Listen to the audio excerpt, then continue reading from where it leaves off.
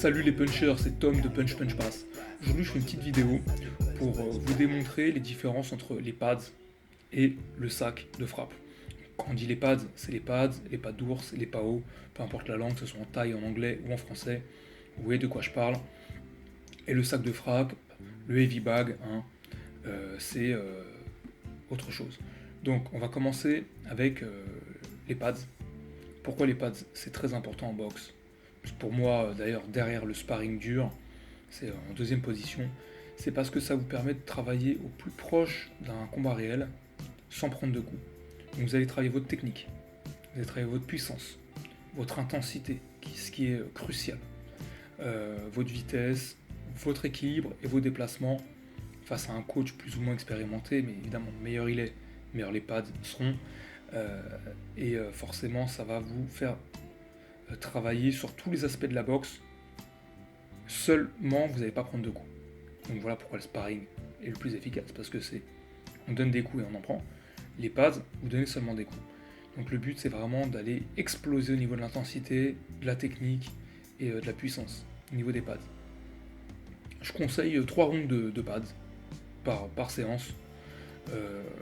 Ce qui est bien, si vous donnez à fond, normalement dès le premier round, les 3 premières minutes, vous êtes fatigué.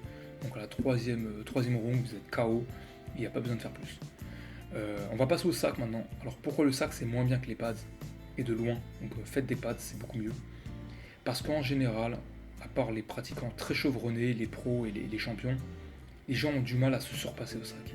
Donc ils vont tourner de manière très légère, donc mettre des coups puissants, ils veulent faire peur, ils veulent faire du bruit, ils veulent taper fort au sac, donner des coups un peu n'importe comment, la technique en général est mauvaise, puisqu'il n'y a personne pour vous corriger, donc des coups mal donnés, un peu trop jetés, trop puissants, trop qui claquent, et au final une intensité qui est très moyenne, donc les gens passent des fois 15 minutes au sac sans se reposer, c'est parce qu'ils donnent un coup, ils se reposent 5 secondes, ils redonnent un coup puissant, ils se reposent 5 secondes, et au final c'est peu constructif.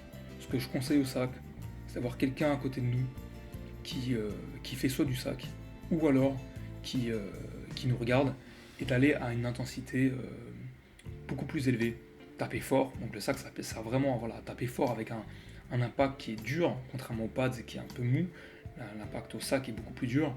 Par contre il faut élever l'intensité, c'est-à-dire qu'il faut que le mec à côté de nous il tape fort et dur, et qu'il enchaîne, et nous pareil, qu'on enchaîne au sac, et qu'on tape, sur des rounds de 3 minutes, et vraiment d'exploser le cardio. Mais comme je vous l'ai dit, ça va manquer de déplacement, ça va manquer de technique, ça va manquer d'intensité, et donc privilégier les pads avec un bon teneur de pads, un bon coach, pour pouvoir s'améliorer tout simplement. Donc voilà, les pads, mieux que le sac. C'était Tom de Punch Punch Pass. N'hésitez pas à mettre un j'aime pour donner du punch à notre chaîne, ça fait plaisir, et puis ça permet de remercier, de donner de la force, du punch à tous ces pratiquants qui viennent boxer avec nous le dimanche pour la team Punch Punch Pass. Bye les mecs.